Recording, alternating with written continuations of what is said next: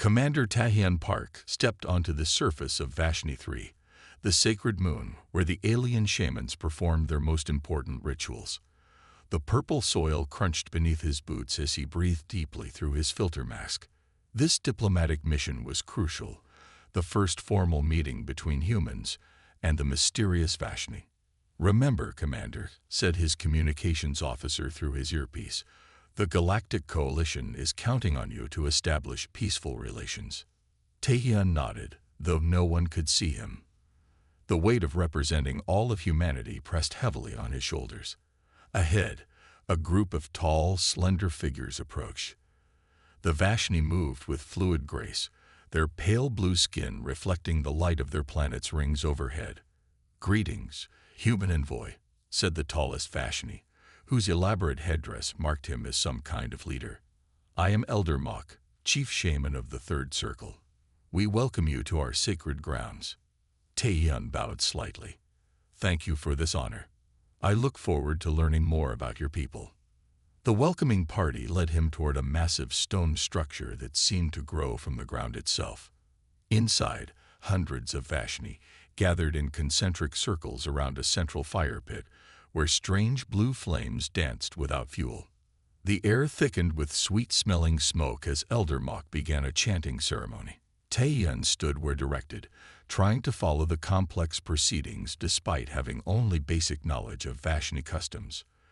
The other aliens swayed rhythmically, their four arms moving in perfect synchronization.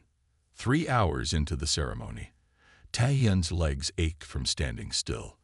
When a younger Vashni approached with a tray of small objects, he was relieved for the distraction.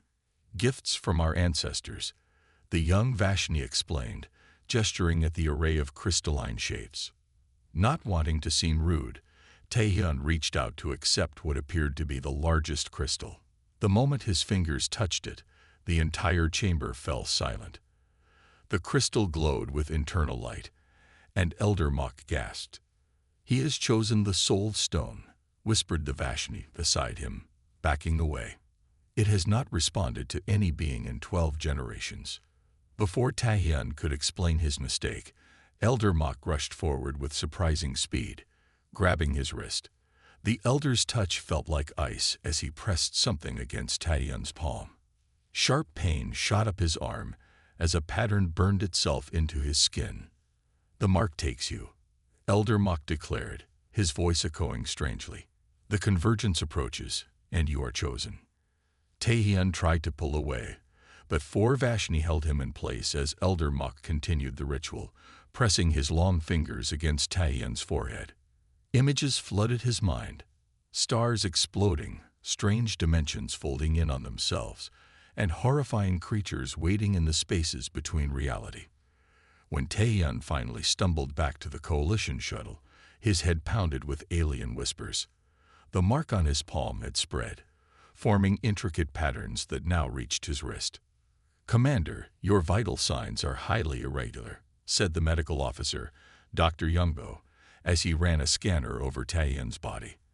"And there's some kind of energy signature emanating from that mark that our equipment can't identify." "Can you remove it?" Taehyun asked, his voice hoarse. Dr. Youngbo frowned at his readings.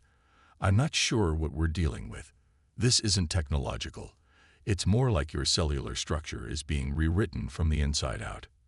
That night, Taehyun's dreams were filled with visions of the Vashni world, not as it was now, but as it had been thousands of years ago. He witnessed ancient rituals where beings were sacrificed, their essence somehow captured and stored. He saw the shamans growing in power with each ceremony, saw them binding strange entities to their will. He woke gasping for breath, the room's lights flickering wildly. When he looked down, he saw the pattern had spread to his elbow, pulsing with a blue glow that matched his racing heartbeat. "Coalition Command, we have a situation," Dr. Younggo reported the next morning. "Commander Park has been affected by some kind of Vashni ritual. I'm recommending immediate evacuation and quarantine." But as the shuttle prepared to leave Vashni 3, a delegation of shamans appeared, surrounding their landing zone. "The chosen vessel cannot depart," Elder Mok announced through the communication system. He belongs to the Convergence now. We have waited centuries for one who could bear the full connection. Taehyun approached the viewport, watching the shamans outside. What exactly is this convergence? He demanded. Elder Muk's face showed no emotion. In 7 days, the great alignment comes. 3 moons, 2 suns, and the cosmic gateway will open. You will serve as the conduit for powers beyond your understanding. It is a great honor. And if I refuse this honor? There is no refusal.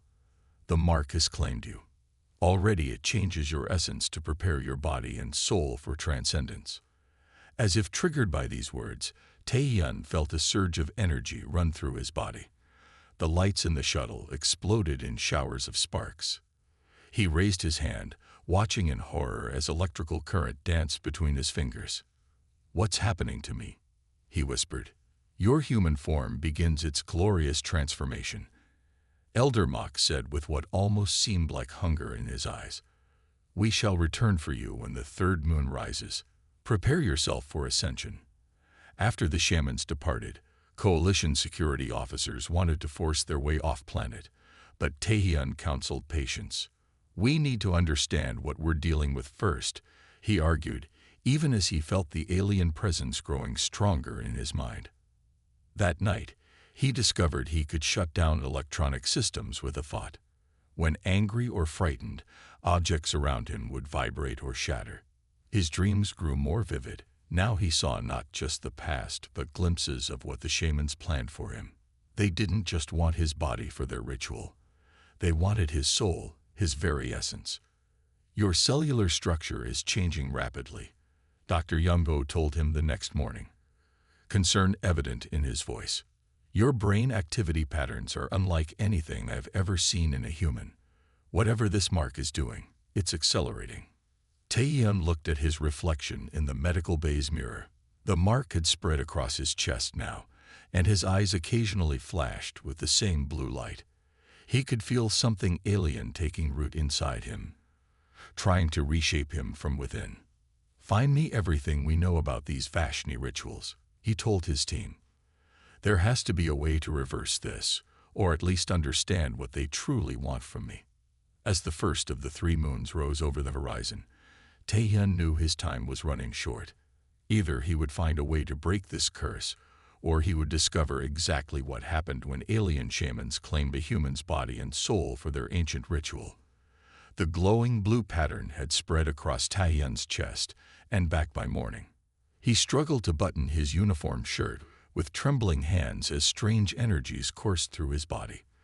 The coalition ship orbiting Vashni 3 had agreed to remain for 3 more days while they investigated the situation, though many crew members were uncomfortable with this changing condition.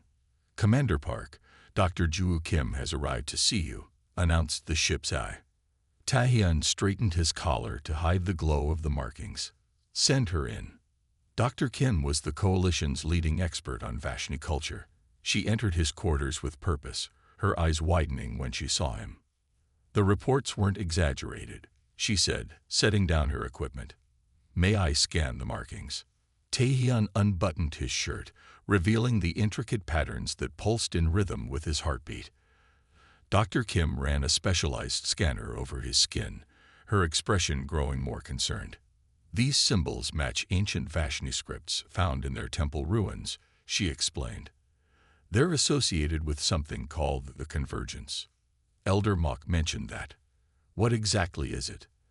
Dr. Kim displayed images of old Vashni carvings on her tablet. "According to their mythology, it's when the physical and spiritual realms align. But I've always suspected there's more to it than spiritual belief." As if triggered by their conversation, the lights in the room flickered. Taehyun felt a surge of energy, and without thinking, reached toward Dr. Kim's tablet. The device responded to his unspoken command, cycling through images faster than humanly possible. "How did you do that?" Dr. Kim asked, startled. "I don't know. It's been happening since yesterday. I can feel technology somehow." Dr. Kim studied him with newfound interest. "We need to go deeper into Vashni records. There's a data archive from previous contact missions that might help us." They spent hours reviewing ancient texts and recordings. As night approached, Taehyun's headache worsened, and the markings spread further down his arms. "Look at this," Dr. Kim said suddenly, displaying a fragmented record. 300 years ago, another human had contact with Vashni shamans. A trader named Min. He was also marked during a ceremony. What happened to him? Dr. Kim's expression darkened. He disappeared after something called the soul extraction ritual. There's no record of him after the convergence date. A chill ran through Taehyun. "They're planning to extract my soul." "I think that's a simplified translation," Dr. Kim said. "The Vashni conception of soul is different from ours. They believe consciousness has an energy form that can be harvested." As they continued researching, they discovered mentions of other marked individuals from various species. None had ever returned from the ritual. "There's something unique about human neural pathways," Dr. Kim explained as she compared brain scans. "Our synaptic structure is different from other coalition species. The Vashni records suggest we can channel certain cosmic energies that they can't access directly. So I'm just a tool to them, a battery for their ritual." "More like a conduit," she corrected.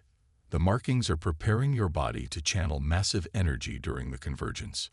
That night, Taehyun's dreams were more vivid than ever. He saw massive ancient machines beneath the Vashni temples, powered by captured consciousness. He witnessed previous rituals where beings were drained of their essence, leaving empty husks behind. He woke to find the room's electronic systems going haywire. The lights pulsed in sync with his racing heart, and his personal devices activated on their own. When he tried to calm himself, he discovered he could sense the energy flowing through the ship's systems. Dr. Kim arrived to find him sitting cross-legged on the floor, surrounded by floating holographic displays that he controlled with mere thoughts. "Your abilities are growing," she observed, "but the markings have spread further." Indeed, the blue patterns now covered most of his torso and were creeping up his neck. When he focused, he could perceive energy fields around Dr. Kim herself, a soft aura of bioelectrical impulses. "I found something important in the archives," Dr. Kim said, showing him ancient footage of Vashni rituals. "They don't just want your body for the convergence. They need your consciousness, your thoughts, your emotions. Human minds can process certain energy patterns that Vashni cannot." "Their technology is powered by consciousness," Taehyun realized. "That's what Elder Mok meant by transcendence. They're going to use me to power something." Dr. Kim nodded. "The Vashni world is dying. Their star is becoming unstable. According to these records, they'd been using these rituals to power ancient technology that sustains their civilization." They were interrupted when Taehyun suddenly doubled over in pain. The markings flared brightly as a wave of energy coursed through him. Nearby equipment shorted out. "Every time I use these new abilities, the curse spreads faster," he gasped. "It's not just a curse," Dr. Kim said. "It's a transformation. Your body is being prepared as a vessel." Later that day, they secretly met with a coalition science team. Tests confirmed Taehyun's brain activity had altered dramatically, showing patterns never before recorded in humans. "The mark isn't just on your skin," the coalition neurologist explained. "It's rewiring your nervous system to handle massive energy flows." Taehyun stared at the brain scans in horror. "How do we stop it?" "We're not sure we can," Dr. Kim admitted. "But I've arranged to meet someone who might help us understand more. A Vashni named Jinky who contacted me after hearing about your marking. He claims to be part of a group that opposes the shaman's practices." As they prepared to return to the surface to meet this potential ally, Taehyun felt the alien presence in his mind growing stronger.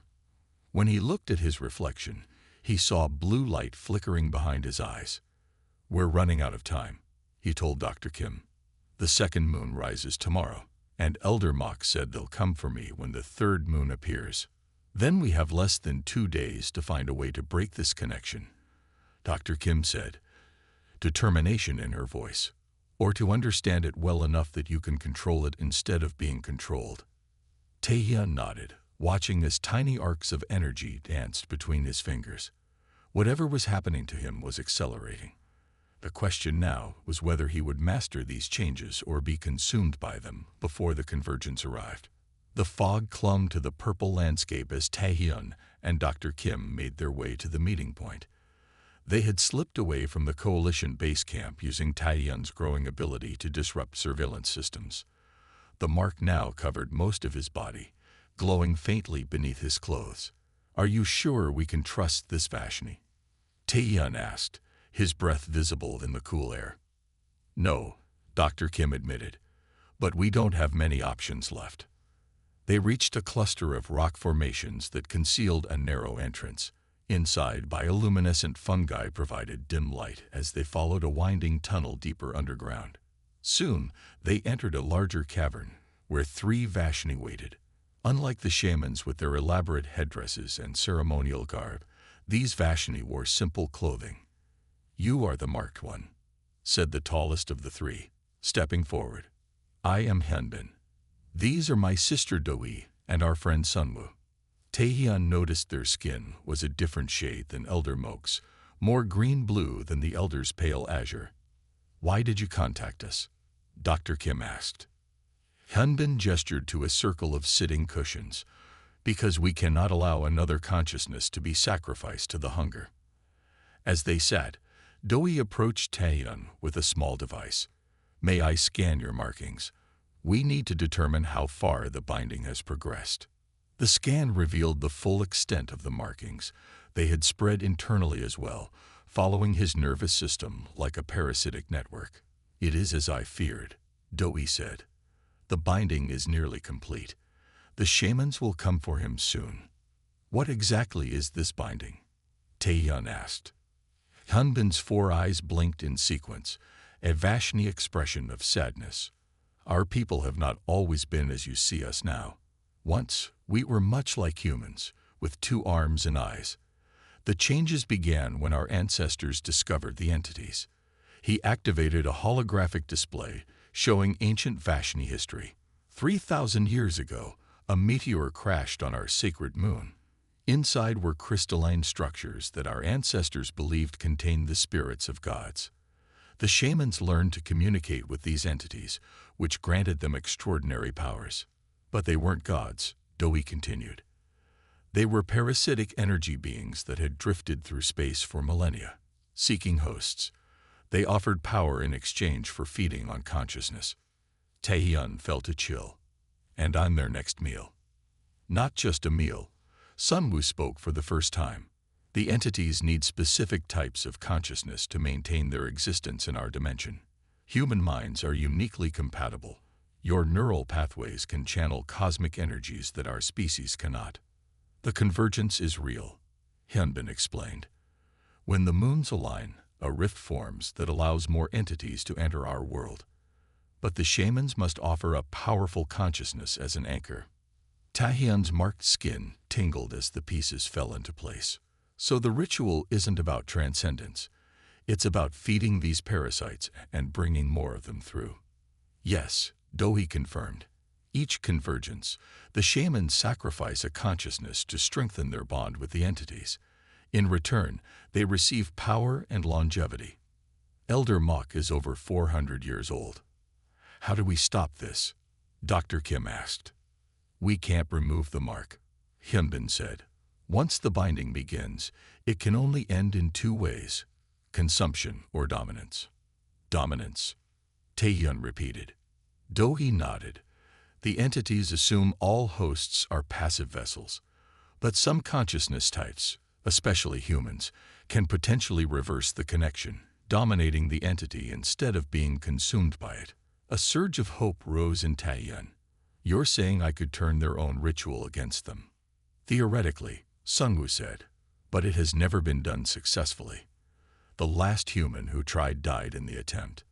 "I don't have many alternatives," Taehyun replied grimly. "I'm suggesting we recognize truth when we see it," Bak replied firmly. "The Confederation has forgotten its purpose. It exists to unite, not subjugate. The founding charter promised equal protection and rights to all member species. Those promises have been broken." Silence fell over the room as the leaders considered his words. "What exactly are you proposing, Admiral?" asked Minister Siri, the head civilian administrator. Back straightened to his full height, "I propose that the Vrith stand with humanity. Not just in words, but in action. We deploy our fleet to protect human colonies from retribution. We open our communication channels to them. We show the galaxy that the problem isn't Dithworlders, it's inequality." The debate lasted hours, but in the end, the vote was decisive. The Vrith would stand with humanity. Across the galaxy, the announcement sent shockwaves through the Confederation. The Vrith Defense Force was renowned for its tactical prowess and unwavering discipline. Their support legitimized the human cause in ways the Confederation couldn't ignore. Other species began to reconsider their positions. The Melosians, aquatic beings whose underwater cities had been restricted by Confederation mining regulations, publicly questioned whether the humans were truly in the wrong. The Territ Collective, silicon-based entities whose request for colonization rights had been repeatedly denied, began quiet discussions with human representatives. What had begun as a human uprising was transforming into something larger, a movement of the overlooked and underestimated species throughout the galaxy. Meanwhile, on the neutral trading station Nexus 9, Captain Ju Park moved carefully through crowded corridors.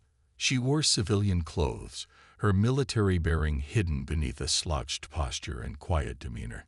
The station buzzed with rumors about Earth's rebellion, making it both the perfect place to hide and the most dangerous place to be recognized. She reached a nondescript door in the science sector and pressed her hand against the scanner. After a moment, the door slid open. Inside, Dr. Neri waited nervously. A Confederation xenobiologist of the Pellerin species, Neri resembled a tall, slender human with iridescent skin that shifted colors with her emotions. Currently, she displayed anxious purples and blues. "Captain Park," Neri said quietly, "I wasn't sure you would come." "Your message said it was urgent," Chu replied, "and that you had information that could help humanity's cause." Neri gestured to a workstation where data screens displayed complex biological models. "For 15 years, I've been studying evolutionary patterns across species. My particular focus has been on adaptive capabilities, how different species respond to environmental challenges." She called up a series of images showing human DNA alongside other species. "Humans are remarkable," Neri continued, "not just for your physical adaptations, but for your cognitive and social ones. You develop solutions to problems faster than any species we've documented. You form cooperative groups across genetic lines. You share innovations freely." Chu frowned. "This doesn't sound like classified information. These are things humans have been saying about ourselves for years." "Exactly." Neri's skin flashed a determined gold. "But what you don't know is that my research proved these traits make humans ideal stabilizing agents in diverse ecological and social systems. 5 years ago, I presented my findings to the Confederation Council's Science Committee." She pulled up an official document. "They classified my research immediately. They ordered me to halt all studies related to human adaptive capabilities. When I asked why, I was told that such information might disrupt the established hierarchy of species relations." Jumu felt her breath catch. "They suppressed your research because it showed humans in a positive light." "It's worse than that," Neri said. "My research showed that incorporating humans into diverse communities actually increased stability and innovation rates. The evidence suggested that the Confederation would benefit tremendously from giving humans more influence, not less." She brought up more documents, internal memos, meeting minutes, research directives. "The Council didn't just ignore this data," Neri continued. "They actively worked to counter it. They funded studies designed to emphasize human aggression while downplaying your cooperative traits. They created educational materials that portrayed Earth as a chaotic death world rather than a cradle of diverse and successful adaptations." Juwu stared at the evidence, anger building inside her. "Why are you showing me this now? Why didn't you come forward before?" Neri's skin darkened with shame. fear, career preservation. The rationalizations we all use to justify inaction in the face of injustice. She straightened her shoulders. But I cannot remain silent any longer. Not after seeing peaceful colonies attacked. Not after watching the council dismiss your pleas for help. What do you want from me? Ju asked carefully. I want to make this information public, Neri replied. And I'm not alone. There are dozens of scientists across species who have reached similar conclusions but were silenced. We've been communicating in secret, compiling our findings. She handed Ju a data crystal. Everything is here. The research, the evidence of suppression, the names of those willing to speak truth. We believe in the original vision of the Confederation. Unity through diversity, strength through difference. What's happening now is a perversion of that vision. Ju accepted the crystal, understanding its true value. This wasn't just evidence of scientific suppression. It was proof that the Confederation's treatment of humans had been deliberately engineered despite evidence that such treatment harmed the galaxy as a whole. Transmitting this through normal channels would be intercepted, Ju said thoughtfully. But now that we control the major communication hubs. Exactly. Nari's skin brightened with hope. The truth can finally be heard. As Ju left the station, the data crystal secure in her pocket, she received word that 3 more species had declared support for humanity's cause. What had begun as Earth standing alone was becoming a coalition of the overlooked and underestimated. The Confederation had feared human adaptability. Now they would witness it, not in warfare, but in the building of alliances, the sharing of truth, and the creation of a movement that would reshape the galaxy. The Cygnus Trade Corridor had always been a marvel of the galaxy. 7 star systems arranged in a rough line, each hosting habitable worlds and thriving space stations. For centuries, it had served as the Confederation's most vital trade route, connecting hundreds of worlds through a natural pathway of stable space. Now it would become a battlefield. Admiral Taehyun Kim stood on the bridge of the ESV Horizon, Earth's largest battleship. Around him, officers monitored systems and relayed information in the calm, efficient manner that had become the hallmark of human forces.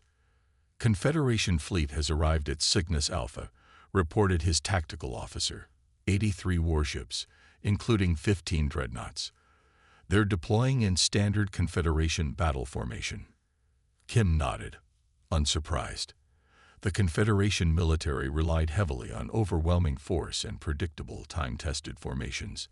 They had used the same basic tactics for over 300 years because they had never needed to innovate.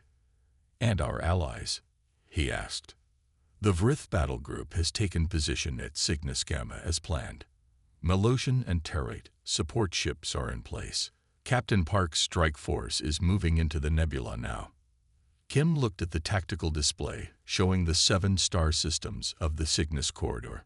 The Confederation forces had positioned themselves exactly where he had predicted, at the head of the corridor, planning to push through with overwhelming force. They expect us to meet them head-on, Kim said softly, to match strength against strength, because that's what they would do. His communication officer turned. Admiral, we're receiving a transmission from the Confederation flagship. They're demanding our immediate surrender. Put it through, Kim ordered.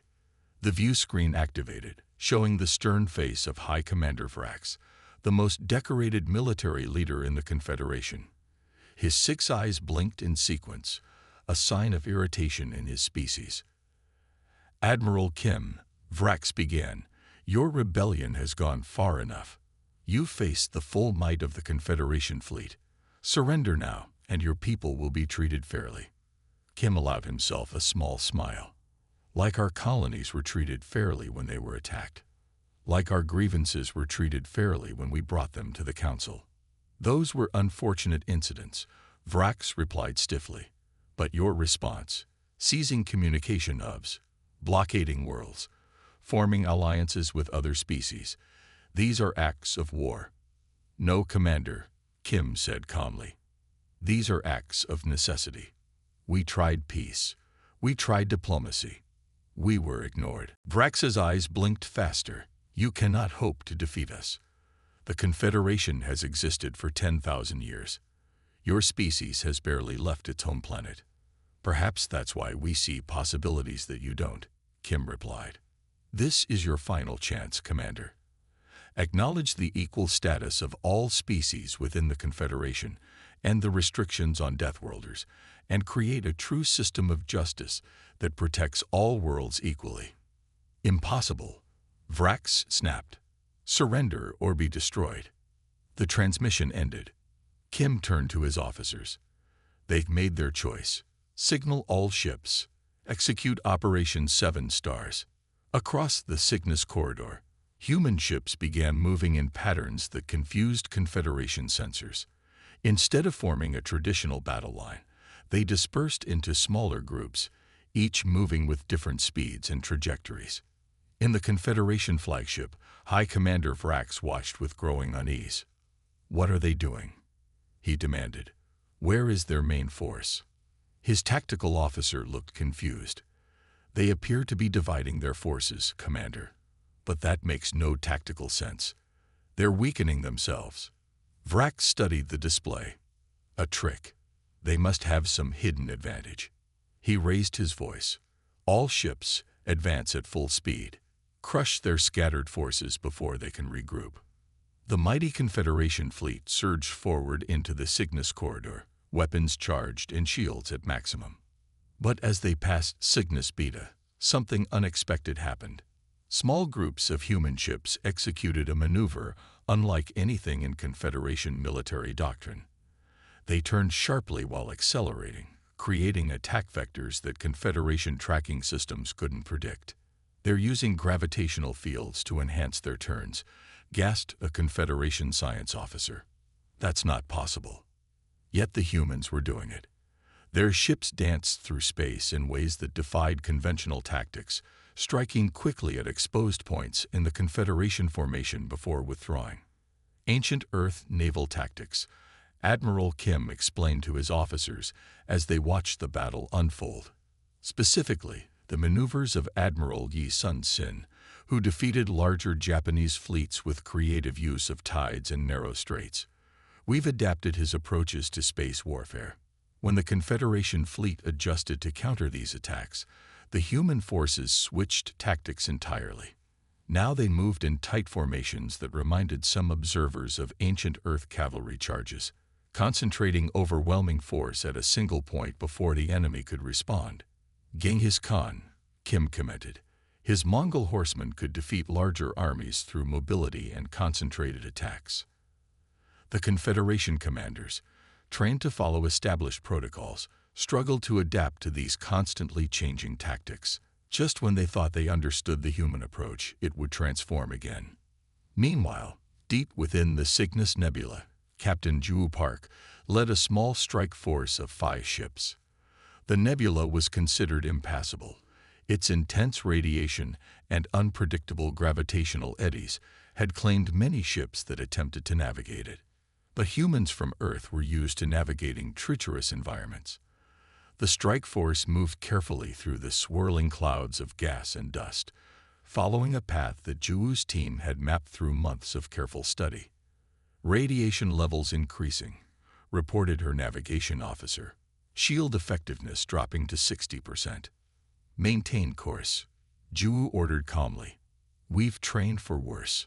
The small fleet pushed deeper into the nebula, their ships' hulls groaning under the strain. Confederation sensors had lost them completely. To all observers, it appeared they had been destroyed attempting the suicidal route. On the main battlefield, the Confederation forces were growing desperate. Despite their superior numbers, they couldn't land decisive blows against the elusive human ships. Worse, the Vrith battle group had now engaged from Cygnus Gamma, attacking the Confederation's flank with precision strikes. We need to withdraw and regroup, urged Vrax's second-in-command. Their tactics are too unpredictable. No, Vrax shouted. We cannot show weakness against Deathworlders. Press the attack. Commit our reserves. The Confederation poured more ships into the battle, focusing all their attention on the forces they could see. which is why no one noticed when 5 human ships emerged from the supposedly impassable nebula, directly behind the Confederation command ships. "We're in position," Ju reported to Admiral Kim. "Their rear is completely exposed." "Excellent work, Captain," Kim replied. "Proceed with the final phase." Juwoo's strike force targeted the Confederation flagship's communication array with surgical precision, not to destroy the ship, but to disable its ability to coordinate the fleet. Confusion spread through the Confederation forces as commands stopped flowing from their leaders. Some ships continued fighting, others hesitated, and the carefully coordinated Confederation battle plan fell apart. Juwoo opened a channel that broadcast to every ship in the Cygnus corridor, Confederation, human, and allied alike. "This is Captain Juwoo Park of the Earth space vessel Defiance," she announced. "The battle is over. Look around you. Look at what we've accomplished with inferior numbers but superior tactics. We could destroy your command ships right now, but that's not why we're here." She paused, letting her words sink in. "We don't want your galaxy. We just want our place in it. Equal, respected, free." On the Confederation flagship, High Commander Vrax stared at the tactical display in disbelief. Somehow, these humans had outmaneuvered the most powerful fleet in the galaxy. They had navigated an impassable nebula. They had coordinated with other species in ways the Confederation had always feared, but never thought possible.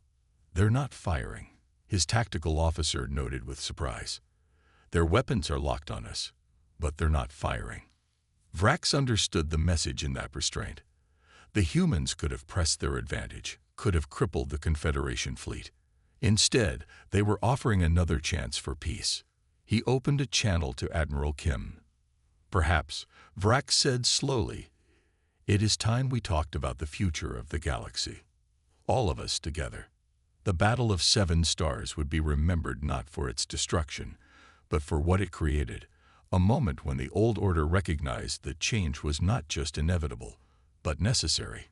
And as ships from both sides powered down their weapons, the stars of the Cygnus corridor witnessed the beginning of a new understanding in the galaxy. The terraformed moon of Harmony circled the massive gas giant like a faithful companion. Its artificial atmosphere glowed with a soft blue tint as the distant sun rose over its carefully crafted landscape. The moon had been designed specifically for this historic gathering, a neutral ground where no single species held advantage. The Great Hall stood at the center of Unity City, a magnificent structure built by architects from 17 different worlds. Its walls incorporated materials from hundreds of planets, and its design accommodated beings of all sizes, atmospheres, and gravitational needs. Today, it would witness the birth of a new era. Juwoo Park adjusted the formal diplomatic uniform that had replaced her military attire. After the Battle of 7 Stars, she had surprised many by requesting a transfer from military command to diplomatic service. "I've seen enough of war," she had told Admiral Kim. "Now I want to build something lasting." As humanity's lead diplomat, she had spent the past year shuttling between worlds, listening to grievances, sharing ideas, and helping craft the framework for what would become the Galactic Alliance. The work had been exhausting but deeply fulfilling. "Nervous?" asked Dr. Neri, who now served as a scientific advisor to the Transition Council. Her skin shimmered with excited blues and greens. "A little," Juwoo admitted. "A year ago, we were fighting for our survival. Now we're helping rewrite the rules for galactic civilization. You've earned this moment," Neri said warmly. "Your restraint at Cygnus changed everything. When people expected destruction, you offered dialogue." The Great Hall was filling with representatives from across the galaxy. Some floated in specialized atmospheric bubbles. Others moved on mechanical assistance platforms. Many walked on legs or leg-like appendages, while some flowed like liquid or hovered above the ground. The diversity was breathtaking. Near the center of the room, former High Commander Vrax stood in conversation with Admiral Back of the Vrith. The two military leaders had developed an unexpected respect for each other during the transition negotiations. I still don't understand why they didn't destroy our ships when they had the chance, Vrax was saying. It defies military logic. Back made a sound that served as the Vrith equivalent of a chuckle. That's because you're thinking like a Confederation tactician. Humans don't just fight to win battles. They fight to win peace. Across the hall, Admiral Tadion Kim was speaking with representatives from formerly marginalized species. The Melosians, with their flowing aquatic forms, and the crystalline terrates had become strong allies of humanity. Together with the Vrith and several other species, they had formed the core of what some call the Death World Coalition. The term no longer feels like an insult, commented a Melosian diplomat, water rippling across their transparent body. Rather, it recognizes our shared experience of evolving in challenging environments. Evolution shapes us all differently, Kim replied. The mistake was in judging some adaptations as superior to others. A soft chime sounded, calling the assembly to order. Thousands of beings took their places in the circular chamber. At the center stood a simple table bearing the treaty that would dissolve the Galactic Confederation and establish the Galactic Alliance in its place. The Elder of Proceedings, a venerable being from one of the galaxy's oldest species, raised their forearms for silence. We gather today to acknowledge the end of one era and the beginning of another, the Elder began, their voice translated simultaneously into hundreds of languages. For 10,000 years, the Confederation united many worlds. But as with all things, evolution demands change. The Elder gestured to the treaty. This document represents a year of dialogue, compromise, and hope. It establishes a new foundation for our shared future, one that explicitly values the contributions of all sapient species, regardless of their evolutionary origin. Representatives from 12 species approached the table. They had been chosen to be the first signatories, a mix of former Confederation leaders and previously marginalized species. Juwu Park, representing Earth and humanity, was among them. As she waited her turn, Juwu reflected on the journey that had brought her to this moment. The attacked colonies, the dismissive council meetings, the desperate gamble of Operation Earthrise, the tense battle at Cygnus, and finally, the long, difficult work of turning conflict into cooperation. When she stepped forward to sign, Juwu felt the weight of history on her shoulders. Her signature would not just represent Earth, but a new understanding of what strength truly meant in a diverse galaxy. After all representatives had signed, Juwu was invited to address the assembly. She had prepared carefully for this moment, knowing her words would be remembered for generations. Distinguished representatives, she began, looking out at the gathered beings. 1 year ago, humanity stood at a crossroads. We had suffered attacks on our colonies, discrimination against our people, and dismissal of our concerns. We could have chosen the path of vengeance. Instead, we chose the harder path, fighting not to destroy, but to create something better. She gestured to the diverse gathering before her. Look around this chamber. We come from worlds as different as can be imagined. Some of us evolved in crushing gravity, others in the near weightlessness of oceanic depths. Some breathe oxygen, others methane or hydrogen. Some experience time as we do, others perceive it differently. Yet here we stand, united not despite our differences, but because of them. Juwu paused, making eye contact with as many different species as she could. The old Confederation feared difference. It created hierarchies based on arbitrary standards. It labeled some worlds as death worlds and treated their inhabitants as dangerous. But our strength comes not from similarity, but from difference. Humans didn't fight because we enjoy conflict. We fought because sometimes peace requires standing up for what's right. She touched the treaty document gently. Section 3 of this charter explicitly recognizes the value of evolutionary diversity. It acknowledges that adaptations we once feared, physical strength, environmental resilience, unique cognitive patterns, are assets to our shared civilization. It ensures that no species will again be marginalized based on their evolutionary origins. Around the hall, representatives nodded in agreement. Even former Confederation hardliners like Vrax seemed moved by her words. But a document is just the beginning, Ju continued. The real work lies ahead, in building trust, in challenging old prejudices, in seeing possibilities where once we saw only threats. She smiled, thinking of Earth and its long, complicated history. Humans have a saying. The arc of the moral universe is long, but it bends toward justice.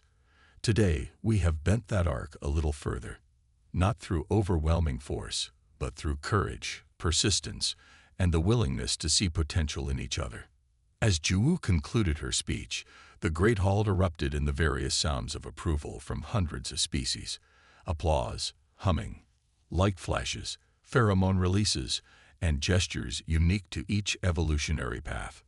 Later, as representatives mingled in the celebration that followed, Admiral Kim found Ju on a balcony overlooking the city. "Quite a speech," he said, joining her at the railing. "You've become quite the diplomat." Ju smiled. "I had a good teacher. Conflict taught me the value of peace. Do you think it will last?" Kim asked, looking up at the gas giant that dominated the sky. "This new alliance." "Nothing lasts forever," Ju replied thoughtfully. "But I believe we've built something with stronger foundations. The old Confederation was based on fear and control. The alliance is based on respect and cooperation. Below them, representatives from dozens of worlds walked the pathways of Unity City. Former enemies engaged in conversation. Species that had once been segregated now shared ideas freely. The universe felt humanity's strength," Ju said softly. "But now it will benefit from humanity's other gifts. Our resilience, our innovation, our hope." Kim nodded. "And our capacity to see possibility where others see only threat." As night fell on Harmony, the new Galactic Alliance celebrated its first day. Throughout the galaxy, beings of all kinds received news of the historic treaty. On human colonies that had once lived in fear, people gathered in public squares to watch the broadcast from the Great Hall. The road ahead would not be easy. 10,000 years of hierarchy and prejudice would not disappear overnight. There would be resistance, setbacks, and new challenges no one could predict. But as Ju looked out at the stars that night, she felt something she hadn't experienced since before the first colony attacks: genuine hope for the future. Humans had found their place in the galaxy, not by conquering it, but by helping to reimagine it. The Deathworlders had stood up for themselves, and, in doing so, had created something better for everyone.